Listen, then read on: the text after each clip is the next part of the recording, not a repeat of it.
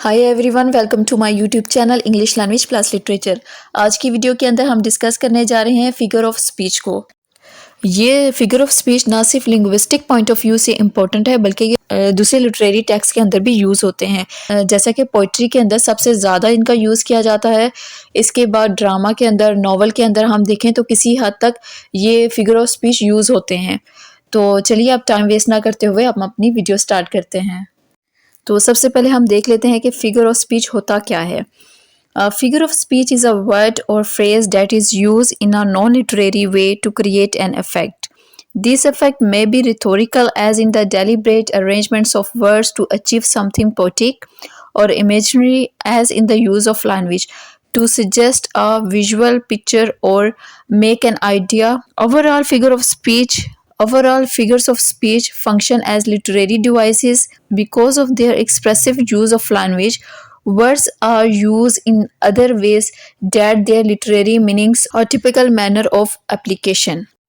तो figure of speech क्या होता है? जब भी रीडर के इंटरेस्ट को डेवलप करने के लिए वो ऐसे वर्ड्स और फ्रेजेस यूज करते हैं जो कि इस टेक्स्ट की खूबसूरती को बढ़ाते हैं, चाहे वो पोइम हो, ड्रामा हो या नॉवल हो।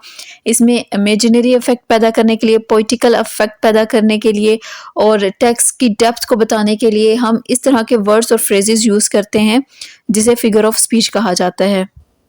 दूसरे लफ्ज़ों में आप यूं कह सकते हैं कि जब भी एक लिटरेरी टेक्स्ट को किस तरह से रिप्रेजेंट किया जाता है, उसको डिस्क्राइब कैसे किया जाता है, ये सारे फिगर ऑफ स्पीच के अंदर आते हैं। अब जो fictions writer use figurative language to engage their audience using more creative tone that provokes thinking and sometimes humorous, it makes fiction writing more interesting and dramatical than the literal language that refer to statement of fact. पहले simile की बात कर लेते हैं। A simile is a figure of speech that compares two unlike things and uses the words like or as and as they are commonly used in everyday communication. Simile का मतलब ये होता है कि दो जो अनलाइक चीज़ें होती हैं, जो एक दूसरे से बिल्कुल मुख्तलिफ चीज़ें होती हैं, उनको हम लाइक और एज के साथ कंपेयर कर लेते हैं उनकी क्वालिटीज़ को। For example, the cat sat in the chair like a king overlooking his kingdom. जो बिल्ली के बैठने का स्टाइल है उसको कंपेयर किया गया है किंग के साथ, who relaxing in the special chair that is reserved for him and not any other person in the kingdom.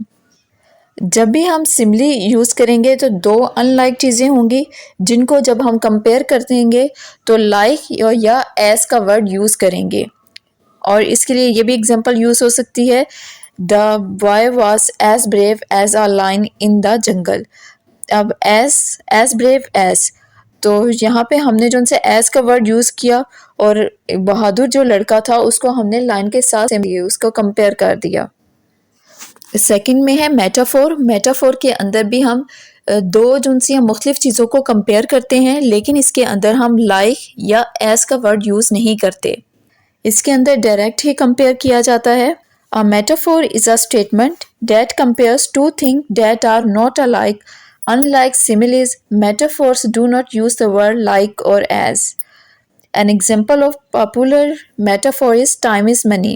The statement compares time and money, and it does not literally meaning that amount of time you have equal the money that you have.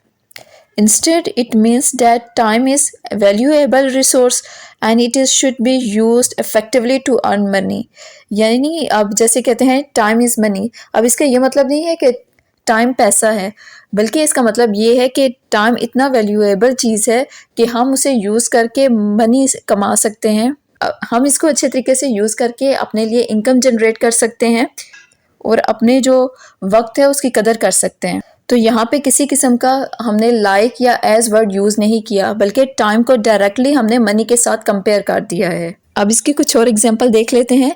The warrior has a heart of stone, love is a battlefield, baby you are my sunshine.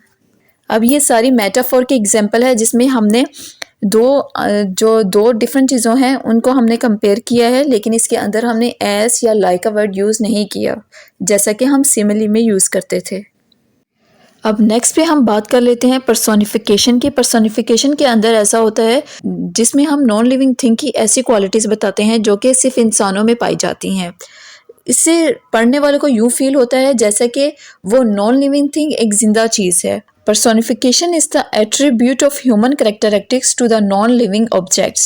Using personification affects the way the reader image things and it spark an interest in the subject. An example of personification is the sun greeted me when I woke up in the morning. अब यहाँ पे जो सा सूरज non living thing है और जो मिलना होता है वो इंसानों की एक खुसूसियत है। जो जिंदा चीज़ें होती हैं वो आपस में मिलती हैं। तो जो सन है यानी एक नॉन लिविंग थिंग है उसको हमने ह्यूमन कैरेक्टरिस्टिक्स के साथ रिजेंबल किया, जिससे टेक्स्ट की खूबसूरती बढ़ती है और रीडर का इंटरेस्ट भी डेवलप होता है। इसकी कुछ और एग्जांपल भी हैं, जैसे कि April is the cruellest month of the year, the car brakes screamed all through the journey. Next point is हाइपरबुले।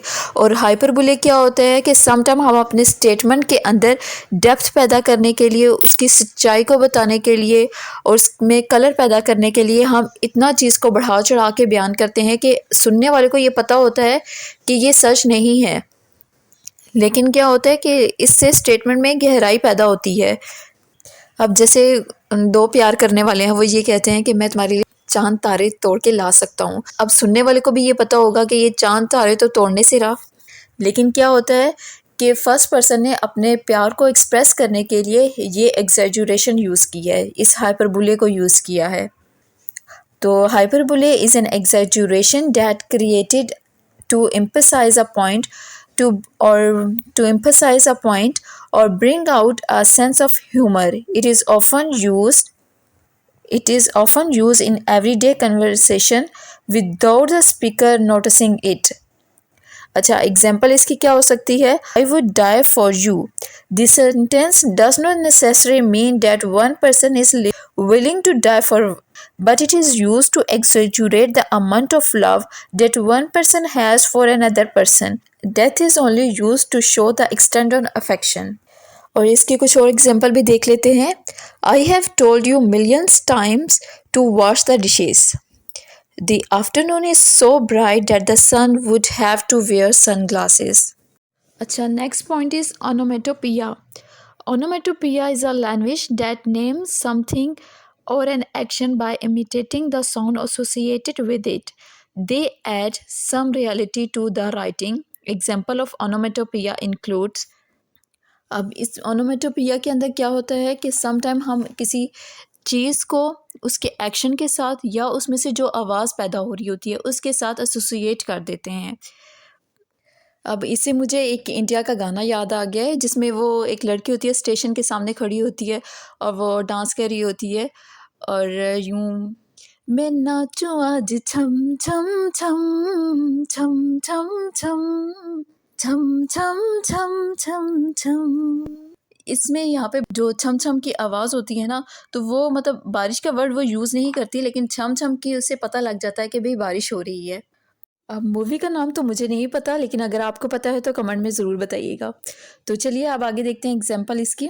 इस heater hissed and cracked, the alarm clock buzzed at the time I was going to bathroom. अच्छा, next point is oxymoron. An oxymoron is a figure of speech that places contradictory terms next to each other in a word or phrase. As a literary device, it is used to make certain words combination more provoking to stand out. Oxymoron के अंदर हम दो words use करते हैं जिनके meanings एक दूसरे से कम्प्लीटली डिफरेंट होते हैं और ख़ासतौर पे ये अफेक्टिव टाइटल पैदा करने के लिए, ड्रामेटिकल इफेक्ट, कॉमिक इफेक्ट पैदा करने के लिए writer oxymoron figure of speech को अपनी राइटिंग के अंदर यूज़ करते हैं। जैसा कि bittersweet, same difference, original copy, इसकी एग्जांपल्स हैं। अच्छा, next point is apostrophe. Apostrophe ऐसा फिगर ऑफ स्पीच होता है जिसमें हम एब्सेंट और नॉन एग्जिस्टिंग पर्सन या थिंग होती है उसको हम ऐसे एड्रेस करते हैं as it is present and capable of understanding. यानी नॉन लिविंग थिंग को हम इस तरह से एड्रेस करते हैं जैसा कि वो हमारी बात को अंडरस्टैंड कर रहा है और प्रेजेंट हो, जैसा कि life, I can not understand you, Why don't you ever work, you stupid computer? Blow, wind, blow. These are the example of apostrophe. अब मैं एक छोटी सी हिंट्स दे देती हूँ आपको, जिससे आपको बहुत हेल्प मिलेगी इन फिगर ऑफ स्पीच को याद रखने में। अगर आप वर्ड शैम्पू लिखते हैं तो इसके अंदर जो फर्स्ट वर्ड है एस सिमिली को रिप्रेजेंट करता है, एच हाइपरबोले को, ए एपोस्ट्रोफी को, एम मेटाफोर को, पी पर्सोनिफिकेशन को, ओ ऑक्सीमोरॉन को और नेक्स्ट वाला ओ ओनोमेटोपिया को। तो ये वर्ड याद रखें तो इस तरह से आपको बहुत हेल्प मिलेगी, आप फिगर ऑफ स्पीच को याद रख सकें एक तरतीब के साथ, और इस तरह से आप भूल भी नहीं सकेंगे। अब वीडियो क्योंकि ज़्यादा लंबी हो रही थी तो इस वजह से मैंने मुनासिब समझा कि हम सेकंड पार्ट बना लेते हैं इसका, और बाकी फिगर ऑफ स्पीच जो हैं उसमें कवर कर लेंगे। तो अब मुझे इजाज़त दीजिए। अगर आपको वीडियो पसंद आती है तो प्लीज़ इसे लाइक करें, और अगर चैनल पे फर्स्ट टाइम आए हैं, लिटरेचर और लिंग्विस्टिक के स्टूडेंट भी हैं, तो मेरे चैनल को सब्सक्राइब करना ना भूलें, साथ लगे घंटी के आइकन को ज़रूर प्रेस करें ताकि आने वाली वीडियो का नोटिफिकेशन आपको मिलता रहे। तो मुझे दीजिए इजाज़त, मिलते हैं नेक्स्ट वीडियो में, तब तक अपना बहुत सा ख्याल रखिएगा। टिल देन अल्लाह हाफिज़।